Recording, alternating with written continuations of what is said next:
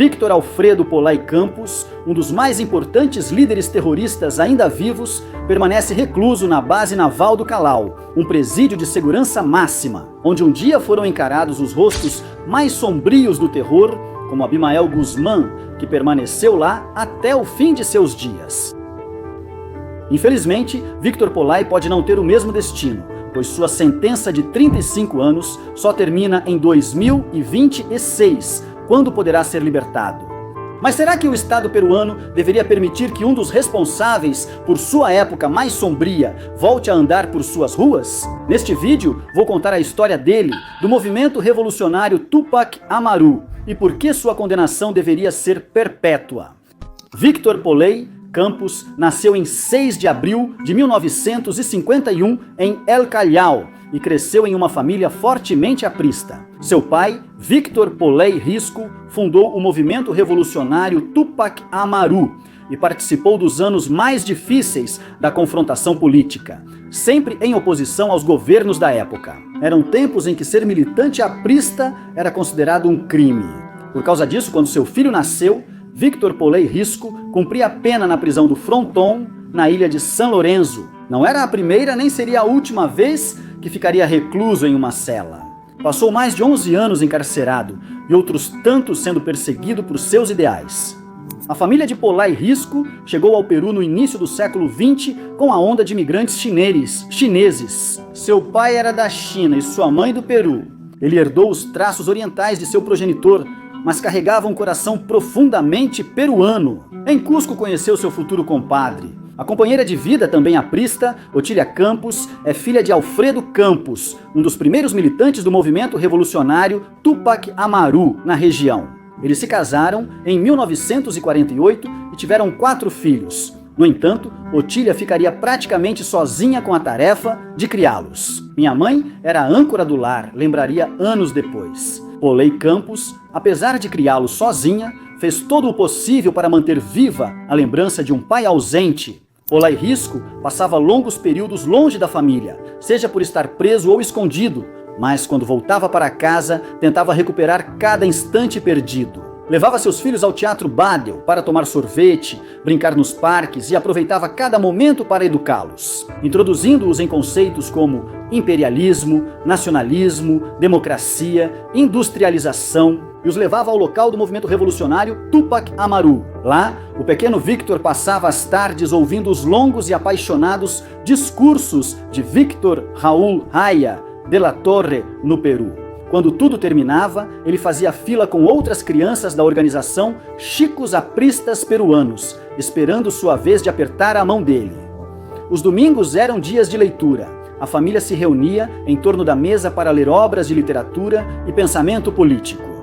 Depois de recolher a louça, Polay Risco costumava dizer: "Pessoal, escolham um poema." O pequeno Victor preferia Neruda. Já entre os romances, se encantava com a crueza de Mário Vargas Llosa. Convencidos de que a chave do sucesso estava em uma boa educação, seus pais destinaram boa parte dos lucros da loja de ferragens para matricular seu filho mais velho no Colégio San Antônio.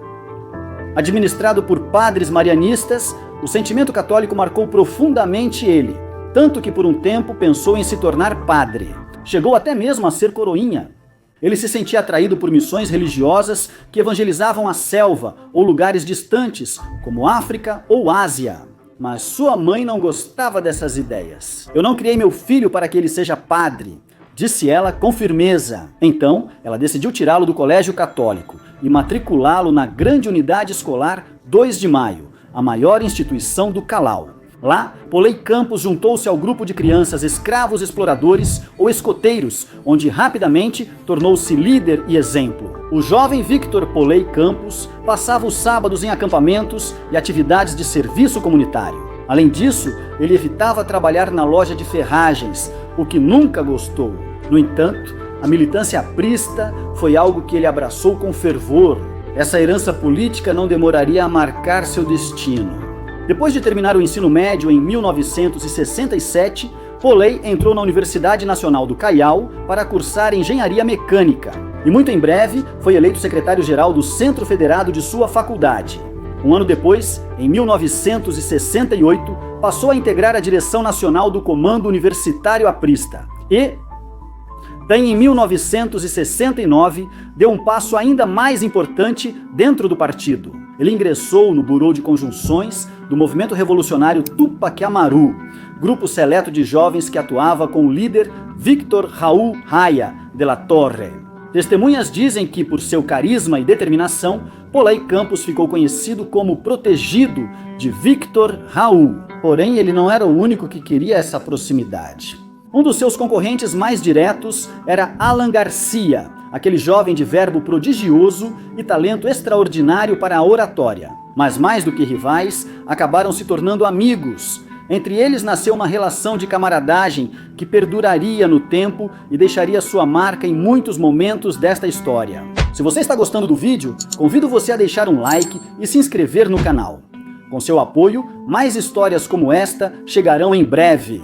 Em 1969, o governo de Juan Velasco Alvarado assumiu o poder após um golpe de Estado, que de certo modo impediu a chegada de Víctor Raúl Haya de la Torre à presidência. Polley, junto com outros jovens apristas, foi às ruas no final daquele ano para protestar contra o novo regime militar. Durante uma daquelas marchas, eles se enfrentaram violentamente com grupos comunistas e Víctor Polley Campos foi preso pela primeira vez. Felizmente para ele, sua mãe interveio e conseguiu sua libertação, mas aquele confronto com a lei não o intimidou. 3 anos depois, em 1972, ele foi detido novamente durante outro protesto contra o governo Velásquez, desta vez por envolvimento em atentados com dinamite, tanto em Ica quanto em Lima. Dessa vez, nenhuma intervenção poderia salvá-lo. Segundo o próprio Polley, ele foi torturado antes de ser preso no presídio de Urigancho, onde permaneceria por vários meses. Esse episódio marcou uma virada em sua vida, pois durante sua reclusão, Polley conheceu militantes da esquerda revolucionária peruana e do movimento de esquerda revolucionária, que o convenceram de que a luta armada era o único caminho certo para alcançar uma mudança política real. Mensagem com grande impacto nele. Meses depois, ao recuperar a liberdade, sua mãe o recebeu com angústia. "Não quero que você acabe como seu pai", ela o advertiu com um nó na garganta.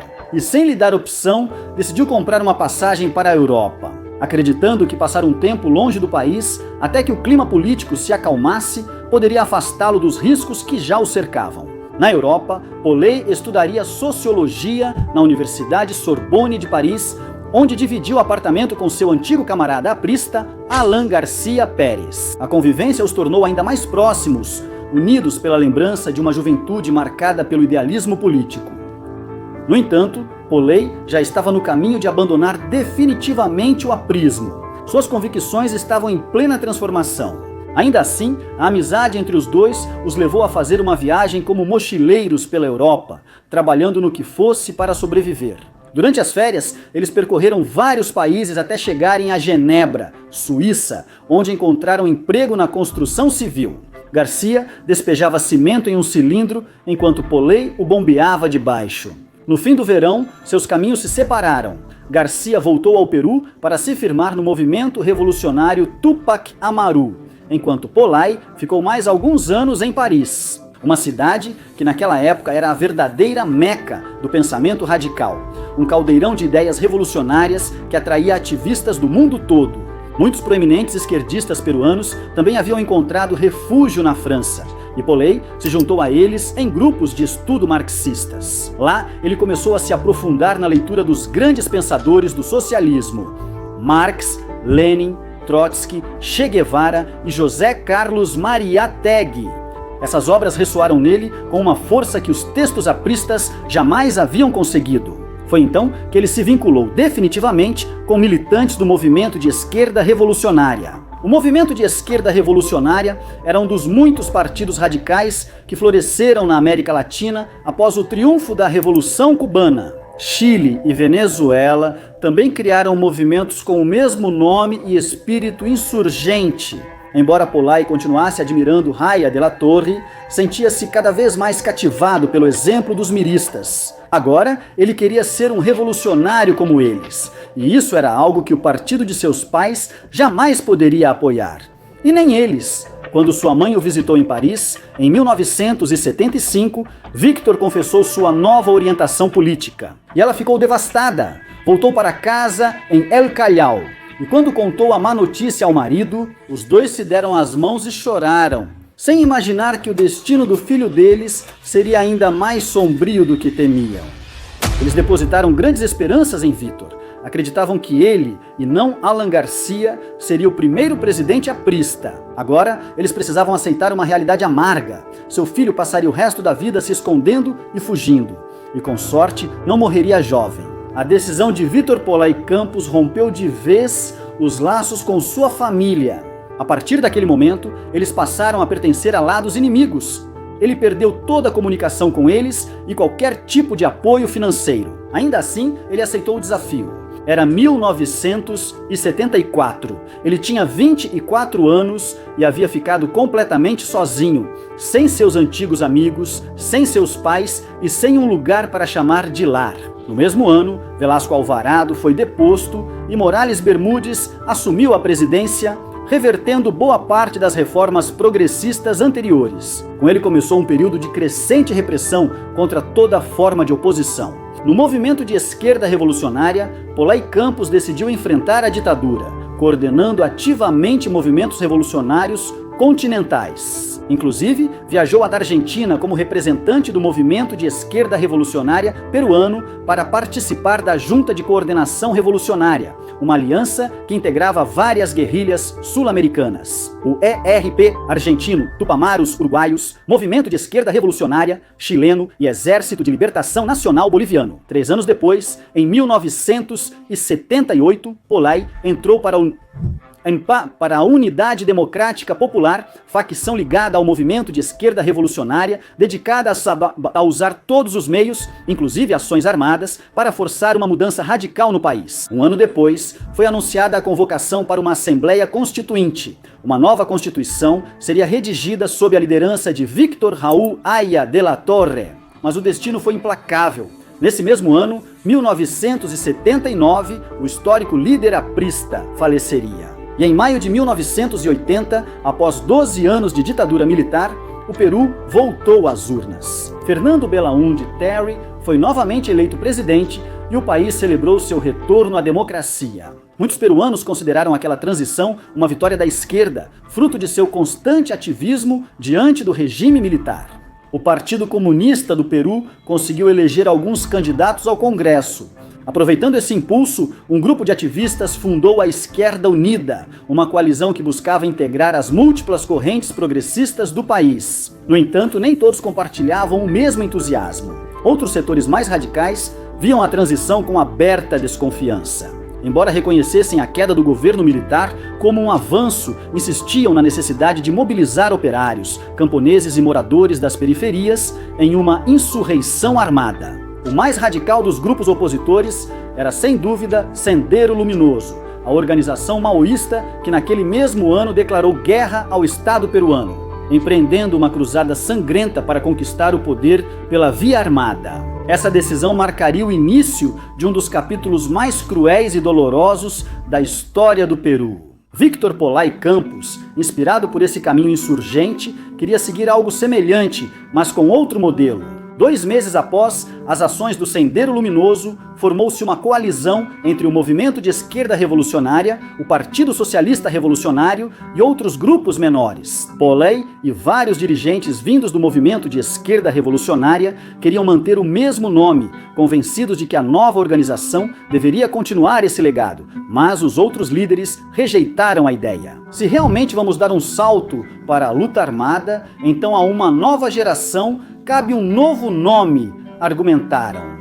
E assim, em março de 1982, nasceu o Movimento Revolucionário Tupac Amaru, ou MRTA. Victor Polay Campos não era reconhecido apenas como um de seus fundadores, mas também como um dos principais líderes, adotando o codinome de Camarada Rolando. Em 31 de maio de 1982, 2 meses após fundar o movimento revolucionário Tupac Amaru, Victor Polay Campos e 4 camaradas armados invadiram uma agência do Banco de Crédito do Peru. Entre eles estava Jorge Talhedo, estudante da Universidade San Marcos, que apontou seu revólver para o segurança Jaime Champ Loaiza. Mas este, mais experiente, reagiu rapidamente. Houve uma luta corporal e um disparo, e o terrorista Talhedo caiu morto na hora. Victor Polley, que até aquele momento estava apontando para os funcionários e clientes, virou-se e atirou 3 vezes contra Champ. Em seguida, bateu nele com a coronha de sua arma e tomou a dele. Ele foi até o balcão e começou a encher suas bolsas com todo o dinheiro que conseguiu. Enquanto isso, Néstor Serpa Cartolini, o mesmo que anos depois lideraria o sequestro na residência do embaixador do Japão, vigiava até a entrada se alguém tentasse intervir.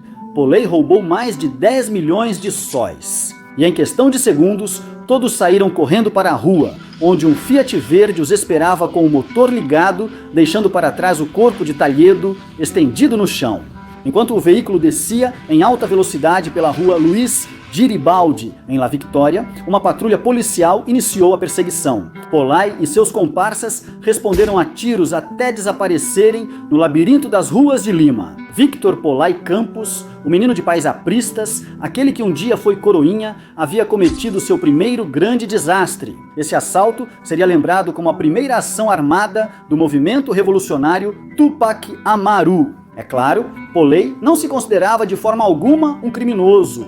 Ao contrário de outros assaltantes que usavam o dinheiro de seus roubos para encher os próprios bolsos, ele agia em nome de uma causa superior. E assim, o movimento revolucionário Tupac Amaru já tinha fundos para começar a luta armada. Esse golpe o consolidou como um dos líderes mais experientes e comprometidos do grupo. Em janeiro de 1984, o grupo terrorista reafirmou sua presença no cenário nacional, com uma série de ataques contra diferentes delegacias. Foi o quartel da Guarda Civil de Vila El Salvador. As operações iniciavam derrubando uma torre de energia, deixando a região na escuridão. Depois, com explosivos ou armas leves, causavam danos materiais na infraestrutura policial. Às vezes, faziam reféns ou ameaçavam com represálias. Suas exigências não eram cumpridas. Aos olhos dos emerretistas, as delegacias representavam o símbolo mais tangível do abuso do Estado contra os cidadãos vulneráveis. O objetivo principal desses ataques era a propaganda armada. O movimento revolucionário Tupac Amaru queria desafiar o Estado, mostrar força e obter atenção política. O objetivo deles era mostrar ao país e a eles mesmos que não eram só discurso, mas ação. Com o passar dos meses, as ofensivas se estenderam para funcionários do governo, como o ataque à residência do ministro da Economia, Carlos Rodrigues Pastor. Também atacaram escritórios estatais, meios de comunicação e até o Museu Histórico de Guaura, local onde José de San Martín havia proclamado essa independência do Peru. De lá, os membros do movimento revolucionário Tupac Amaru levaram objetos de enorme valor histórico e simbólico. A espada de San Martín, o primeiro escudo da República e a bandeira original que anunciou a liberdade do país. Depois, o movimento revolucionário Tupac Amaru tentou apropriar-se do simbolismo em Cusco e estabelecer ali seu foco guerrilheiro. A zona escolhida foi Paucartambo, onde transportaram suas armas e montaram acampamentos no meio da mata andina. Mas as autoridades logo descobriram sua presença. O acampamento foi atacado, um dos militantes capturado e o restante foi obrigado a fugir às pressas. Pouco depois, a polícia prendeu outros 9 integrantes importantes, junto com um considerável arsenal de armas. Na época, Victor Polley Campos, já líder do movimento revolucionário Tupac Amaru, decidiu que era hora de um contragolpe decisivo e que, ao mesmo tempo, chamasse a atenção do povo peruano. E que melhor forma de conseguir isso do que atacando os meios de comunicação? Um dos programas mais populares daquele 1984 era 90 Segundos. E grande parte do seu sucesso se devia ao jornalismo investigativo incisivo da repórter Vicky Pelaez. Ela seria o próximo alvo. Naquela manhã de sábado, 8 de dezembro, Pelaez saiu de casa em direção aos estúdios do Canal 2. Antes de chegar, fez uma parada no salão de beleza, onde se encontraria com seu cinegrafista, Percy Raborg. Foi lá que os terroristas os abordaram, apontando um revólver para eles. Um deles ordenou que ficassem calmos. Pensando que se tratava de um assalto, Pelaez tentou argumentar com eles. Pediu que não lhe fizessem mal. Explicou que tinha um filho pequeno em casa, um salário modesto, mas aquilo não era um assalto. Colocaram os dois em um carro vermelho e os levaram para um lugar desconhecido. Lá, eles entenderiam a verdadeira razão do sequestro. O movimento revolucionário Tupac Amaru queria enviar uma mensagem televisionada. Tudo estava preparado. Os jornalistas não tiveram outra opção a não ser aceitar. Na frente da câmera estava sentado Victor Polay Campos, com um saco preto cobrindo a cabeça. Enquanto Raborg gravava, Polay denunciou as supostas torturas a seus companheiros, capturados em um comunicado, e expunha a missão do grupo subversivo que liderava: lutar contra a fome e a miséria e tirar o poder das classes dominantes. Também deixou claro que sua organização era totalmente independente do Sendero Luminoso. Ao finalizar a gravação, os membros do movimento revolucionário Tupac Amaru enviaram a fita para os produtores do Canal 2. Acompanhada de uma nota na qual advertiam que tinham em seu poder os dois repórteres. Os produtores não tiveram outra escolha a não ser aceitar divulgar o material. Mas, pouco antes do programa ir ao ar, o governo de Fernando Belaúnde Terry bloqueou o sinal. A mensagem não foi ao ar, mas um objetivo foi alcançado. Todos os jornais do país cobriram o incidente. Até então, a maioria dos peruanos nunca tinha ouvido falar do movimento revolucionário Tupac Amaru. Agora todos sabiam quem eles eram, um grupo diferente do Sendero Luminoso. Enquanto os senderistas se inspiravam na China maoísta, o movimento revolucionário Tupac Amaru buscava projetar um estilo mais nacionalista, apropriando-se de símbolos patrióticos e rejeitando com veemência tudo o que representasse a influência norte-americana. Para deixar isso bem claro, em 20 de março de 1985, um grupo armado invadiu o Kentucky Fried Chicken da Avenida Arequipa, em Miraflores. Com as armas em punho, ordenaram que os clientes se jogassem no chão e começaram a espalhar gasolina por todo o local. Depois exigiram que os civis saíssem e atearam fogo ao estabelecimento.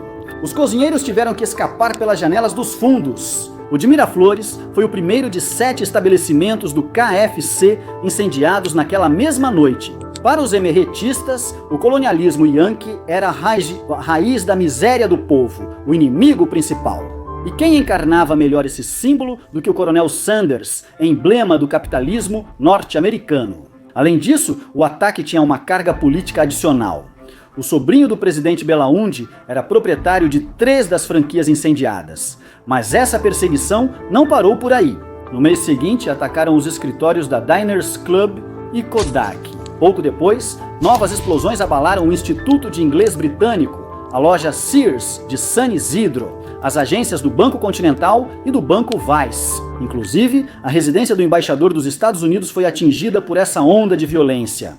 A mensagem era clara. O movimento revolucionário Tupac Amaru havia deixado para trás os gestos simbólicos para declarar uma guerra aberta contra tudo o que representasse o poder econômico e a influência estrangeira. Em 1985, suas ações se tornaram mais agressivas. Eles decidiram atacar a Guarda Republicana para recuperar as armas que haviam perdido em Cusco. E expandiram seus atentados para as residências do ministro do Trabalho, Joaquim Leguia, e de Luiz Bedoya, líder do Partido Popular Cristão. Enquanto isso, eles ampliavam sua presença em universidades como a Universidade do Norte do Iowa e a Universidade de São Marcos.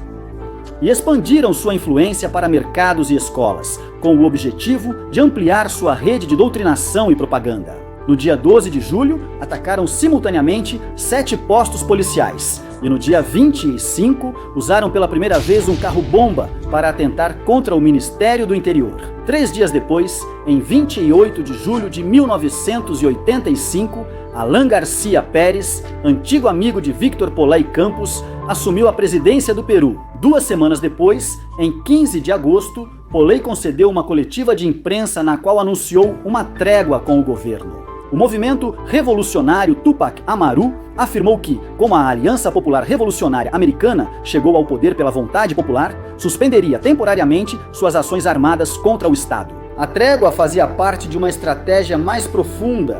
O movimento revolucionário Tupac Amaru queria mostrar-se mais razoável e aberto ao diálogo, diferente da violência do Sendero Luminoso. Mas um ano depois, aquela trégua foi rompida, já que Alan não cumpriu sua promessa de romper todos os laços diplomáticos com os Estados Unidos e foi rotulado como demagogo e imperialista, acusado de ter traído os princípios nacionalistas. Menos de 12 meses depois, o cessar-fogo acabou em 1º de janeiro de 1987.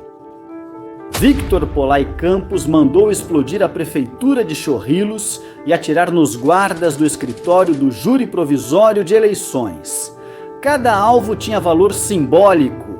A prefeitura representava o Estado, a Guarda Republicana, as forças da ordem e o Júri Provisório, a democracia. O movimento revolucionário Tupac Amaru utilizava símbolos específicos para reforçar suas mensagens nos ataques. Para eles, essas instituições estavam corrompidas e precisavam de uma limpeza total. Isso foi só o início de uma nova ofensiva. Após o fim unilateral do cessar-fogo, vários atentados contra prédios do governo aconteceram em sequência. Atiraram uma granada no Palácio do Governo e explodiram 6 sedes da Aliança Popular Revolucionária Americana. Se 1986 tinha sido um ano de paz, 1987 seria um de guerra. No mesmo ano, o movimento revolucionário Tupac Amaru decidiu consolidar suas forças. A tentativa de estabelecer um foco guerrilheiro em Cusco havia fracassado e o Sendero Luminoso já dominava amplas zonas da serra. Por isso, Pola e sua organização optaram por se deslocar para a selva, concentrando sua expansão na região sul de San Martín. As primeiras áreas de influência se estenderam pelo Vale do Alto Huallaga, onde o cultivo de coca e o narcotráfico já tinham uma presença significativa. Aquele território remoto e agreste era ideal para preparar a tão desejada guerra de guerrilhas. A estratégia militar com a qual o movimento revolucionário Tupac Amaru pretendia conquistar o poder pela via armada. Ali poderiam aproveitar o descontentamento dos camponeses que se sentiam abandonados pelo Estado. E ao mesmo tempo, forjar alianças com o narcotráfico, assim como fazia o Sendero Luminoso.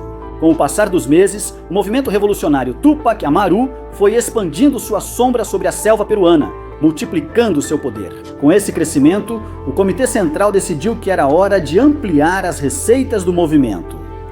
E eles sabiam exatamente como fazer isso. Já tinham ensaiado antes. Era uma fórmula tão simples quanto macabra e eficaz. Sequestrar empresários para exigir de suas famílias o pagamento de resgates milionários. Assim nasceram as infames e lembradas prisões do povo. Calabouços clandestinos nos porões de casas comuns eram usados pelo movimento revolucionário Tupac Amaru para manter reféns em condições cruéis e desumanas. Eram celas minúsculas, sem luz solar nem ventilação. Verdadeiras tumbas de concreto, onde os sequestrados permaneciam acorrentados, submetidos a torturas físicas e psicológicas, enquanto aguardavam que suas famílias cedessem às exigências econômicas ou políticas desmedidas de seus sequestradores. Alguns eram confinados em caixas de madeira do tamanho de um caixão, obrigados a permanecer nus, forçados muitas vezes a não dormir, privados de qualquer decisão e de sua própria dignidade.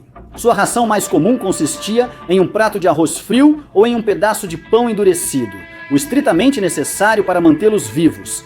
E não lhes era permitido ir ao banheiro, tinham que fazer ali mesmo, em sua cela. Dessa forma, o fedor do confinamento se misturava com o medo, criando um ambiente perfeito para quebrar seu espírito e obter o retrato desejado. Tudo fazia parte do negócio. Quanto mais impactantes e dilacerantes fossem as imagens, mais fácil era manipular e subjugar suas famílias. Por isso, os cativos eram filmados, fotografados, retratados em sua miséria mais abjeta. Aquelas fitas eram o meio mais eficaz para arrancar somas de dinheiro exorbitantes, já que o processo podia levar semanas, até mesmo vários meses. O movimento revolucionário Tupac Amaru converteu dor e humilhação em suas principais armas. A angústia e o desespero das famílias se transformaram no combustível de uma máquina de terror pilotada por Victor Polay Campos. O jovem idealista de raízes apristas perdeu totalmente seu lado humano, qualquer traço de piedade. Entre os sequestros mais conhecidos estão os de Júlio Iqueda, dono da San Fernando, Jorge Benavides, do setor de mineração, e Carlos Ferreiros, do setor pesqueiro. Héctor Delgado Parker, membro da família proprietária da Pan-Americana Televisão. Victor de la Torre Romero, gerente da Cimentos Lima. Jory Klimper, empresário farmacêutico.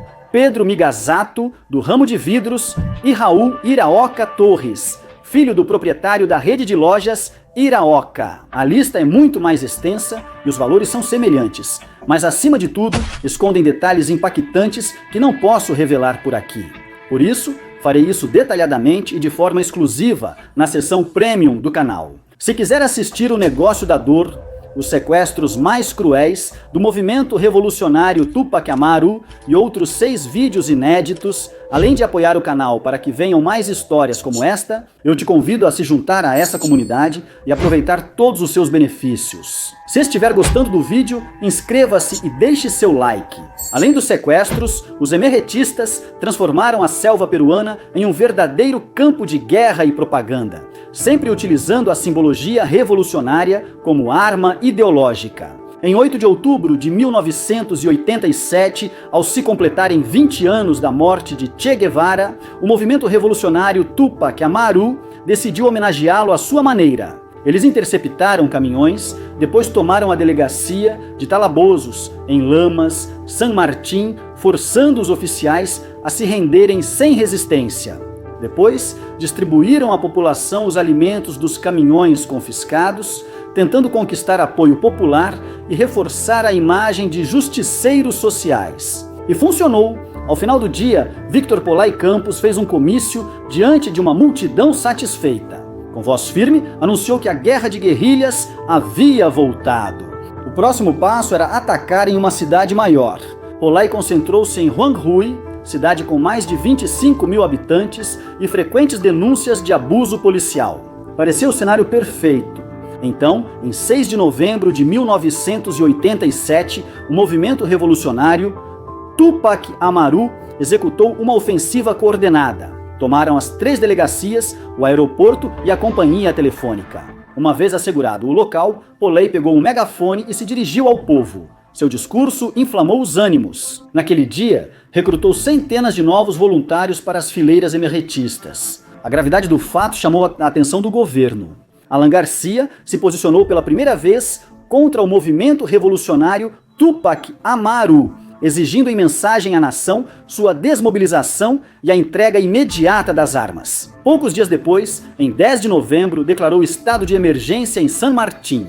Nos dias seguintes, vários helicópteros sobrevoaram a região com mais de 500 policiais para executar a operação Abaixo o movimento revolucionário Tupac Amaru, que tinha uma missão clara: capturar o camarada Rolando. Nessa época, Garcia já sabia, por relatórios de inteligência, que Rolando não era outro senão seu velho amigo Victor Polay Campos, e ordenou capturá-lo vivo ou morto, destruir os acampamentos e retomar o controle do Estado na região. Mas os terroristas conseguiram escapar. As forças de Polay recuaram para áreas mais profundas da selva e, a partir dali, aproveitaram a situação na mídia. Polay fez da imprensa sua nova trincheira, dando entrevistas em São José de Cisa sob suas condições. Durante aquelas conversas, procurou se distanciar do Sendero Luminoso. Afirmou que o movimento revolucionário Tupac Amaru não buscava o terror indiscriminado nem a violência cega, mas sim uma revolução socialista democrática, inspirada em figuras nacionais como Tupac Amaru, Micaela Bastidas e José Carlos Mariátegui. Suas palavras tiveram o efeito que buscava. As declarações reforçaram a imagem romântica do movimento. O governo, indignado, acusou a mídia de humanizar os terroristas, mas o dano já estava feito. A propaganda de Polay funcionou e a organização cresceu como nunca antes. No fim de 1987, o movimento revolucionário Tupac Amaru tinha mais de 1000 combatentes armados e milhares de simpatizantes ativos. Aquele ano terminou com o movimento no auge de sua fama. Porém, o governo intensificou sua ofensiva. O movimento revolucionário Tupac Amaru se intensificou na selva e em todo o país. Desta vez, a estratégia começou a dar resultados. Um a um, vários líderes identificados foram caindo. Isso obrigou o grupo a se dispersar. Polay Campos decidiu voltar para Lima para reorganizar a rede urbana, reagrupar os grupos dispersos e reconstruir a estrutura política do movimento. Em 1988, Só Victor Polley e Néstor Serpa permaneciam livres, liderando operações, sequestros e a guerra de guerrilhas. Para não ser reconhecido, Polley Campos mudou o visual. Deixou o bigode, trocou o penteado e passou a usar óculos escuros. Seu rosto já figurava entre os mais procurados do país. Os postes, as paredes e as delegacias exibiam sua imagem, junto com a recompensa oferecida por sua captura. Por isso, ele vivia escondido, como seus pais haviam previsto, mudando-se constantemente de um esconderijo para outro, cuidando de cada passo, ciente de que um único erro poderia significar o fim. Mesmo assim, seguia no comando, mas com menos poder e influência. O movimento revolucionário Tupac Amaru foi derrotado na selva e sua base central ficou na Serra de Junín. Em fevereiro de 1989, o Comitê Regional do Movimento Revolucionário Tupac Amaru realizou uma reunião crucial para decidir o futuro da insurgência. Sendero Luminoso avançava e recentemente matou um militante emergetista. Os líderes exigiram a presença de Polley, que então pegou um ônibus noturno para Huancayo. Para passar despercebido, viajou junto com Rosa Luz Padilla Vaca, uma jovem estudante da Universidade San Marcos, recém-incorporada ao movimento. Eles se passaram por namorados para não levantar suspeitas. Chegaram ao Hotel Turistas de Huancayo pouco depois das 6 da manhã. O que Polley não sabia era que o ministro da Defesa, Henrique Lopes Albujar, planejava se hospedar naquele mesmo dia no hotel. Por esse motivo, foi ordenado que todas as pessoas que entrassem fossem registradas e inspecionadas. Polley já estava lá dentro, mas Rosa Luz Padilla tinha saído para dar uma volta e, ao retornar, foi interceptada pelos militares. Ao revistar sua mochila, encontraram uma granada e uma pistola. Isso acendeu todos os alertas. Eles a interrogaram, mas, fiel ao seu líder, a mulher permaneceu em silêncio. Imediatamente, os agentes verificaram o registro do hotel e em poucos minutos identificaram o quarto. Um chute foi suficiente para derrubar a porta. Polley foi surpreendido, não reagiu, levantou-se e pediu para falar com o oficial responsável, para oferecer $5.000 em dinheiro em troca de sua liberdade. O chefe olhou para ele friamente, recusou o suborno e ordenou sua transferência imediata para o quartel. Victor Polley Campos havia sido capturado. Alan Garcia, seu ex-companheiro, logo se atribuiu o mérito. Ele se gabou publicamente de que o Estado havia desferido um golpe decisivo no terrorismo, qualificando-o como líder, mafioso e criminoso, e garantiu que ele permaneceria recluso no presídio de máxima segurança Miguel Castro. No entanto, logo ficaria provado que aquela máxima segurança era apenas uma ilusão ou uma mentira. Após a prisão de seu líder, o movimento revolucionário Tupac Amaru tentou ressurgir com nova ofensiva. O objetivo era formar um exército insurgente nos Andes, repetindo a façanha frustrada em Cusco anos atrás. Mas na madrugada de 28 de abril de 1989, perto de Jauja, os caminhões que transportavam mais de 70 membros do movimento revolucionário Tupac Amaru foram interceptados pelo exército peruano. O que começou como uma fiscalização rotineira acabou se tornando uma emboscada brutal. Os soldados abriram fogo a queima-roupa, aniquilando em questão de minutos dezenas de subversivos. O saldo foi devastador para o movimento, 62 terroristas mortos no total. O episódio ficou conhecido como o Massacre de Molinos, uma das derrotas mais sangrentas e humilhantes do movimento revolucionário Tupac Amaru. Após o desastre, o comando ficou com Néstor Serpa Cartolini, que tentou reunir os restos de uma organização destruída. Mas algo havia mudado profundamente.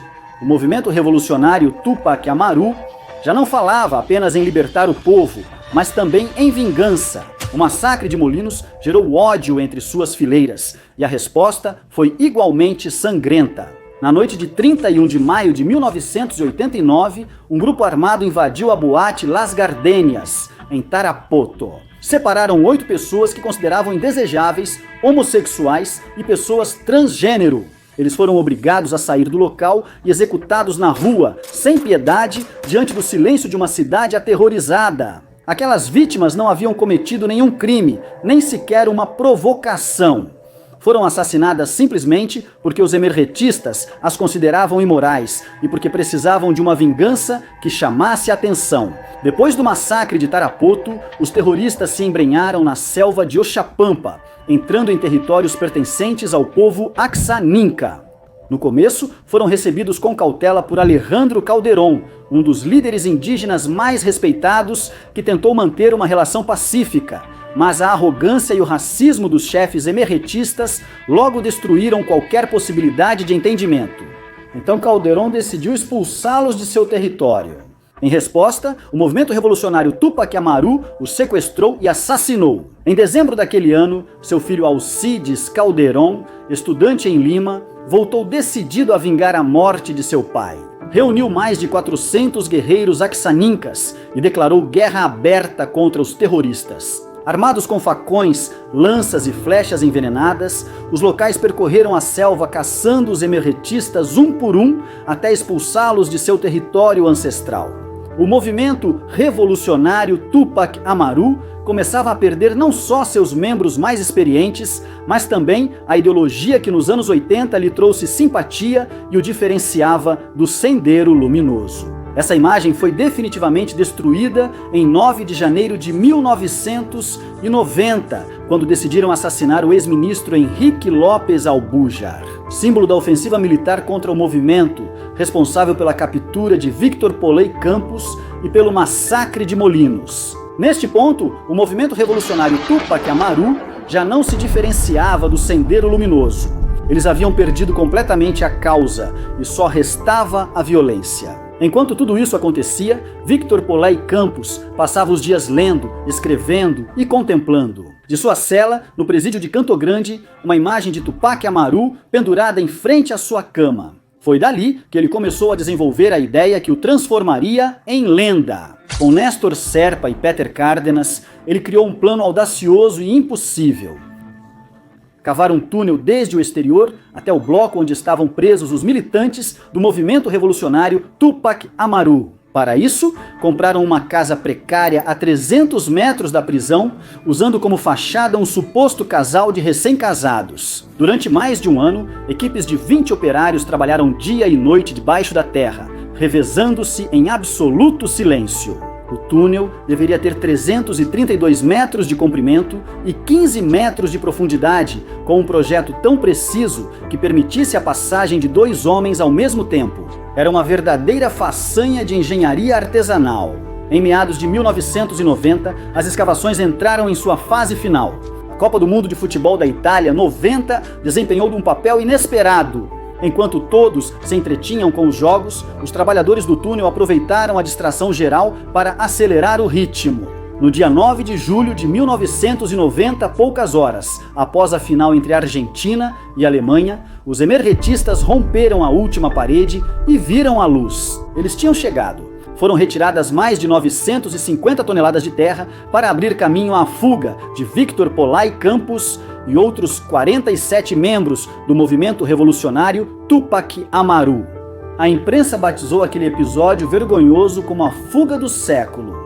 Uma vez do lado de fora, os fugitivos se dispersaram pelas ruas em diferentes direções. Quando as autoridades entenderam o que havia acontecido, já era tarde demais. Tudo isso aconteceu 20 dias antes de Alan Garcia deixar a presidência do Peru. E logo surgiram as perguntas inevitáveis. Como Polay Campos conseguiu planejar uma fuga tão complexa sem dividir cela com ninguém? Como foi possível que nenhuma torre de vigilância detectasse nada durante mais de um ano? Como eles conseguiram os planos de um presídio de segurança máxima? Para muitos a resposta parecia óbvia. O presidente Alan Garcia estava por trás de tudo isso. Ele havia decidido libertá-lo pouco antes de deixar o cargo. Por que ele fez isso? Foi para quitar uma dívida antiga? Por dinheiro? Por extorsão? Ou talvez pelos laços de amizade que um dia o uniram a Victor Polay? Nas semanas seguintes, as investigações revelaram evidências claras de cumplicidade entre vários guardas da prisão. O então ministro do Interior e braço direito de Alan Garcia, Agustín Mantilla, foi duramente acusado de ser o autor intelectual da fuga. Presumivelmente sob ordens do presidente, cuja antiga amizade com Polay o tornava para muitos o principal suspeito. No entanto, nunca foram encontradas provas conclusivas que ligassem diretamente Garcia ao ocorrido. Os fatos comprovados apontavam mais para graves falhas no sistema penitenciário e para uma evidente cumplicidade do pessoal de segurança, mas não a ordens políticas vindas do Palácio do Governo. Até hoje, esse episódio continua sendo um dos grandes mistérios não resolvidos da história recente do Peru. Uma fuga impossível, marcada pelo silêncio, suspeita e sombras do poder. Uma coisa é certa, o movimento revolucionário Tupac Amaru não fez isso sozinho, contou com aliados poderosos que tornaram o impossível realidade.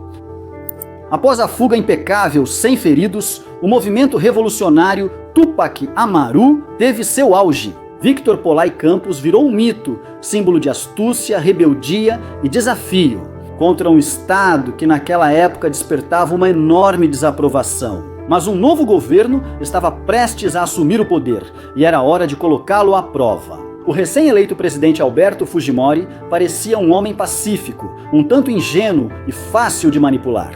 O movimento revolucionário Tupac Amaru então decidiu sequestrar o deputado Gerardo Lopes Queiroz, com a intenção de pressionar o presidente e forçá-lo a abrir um diálogo político.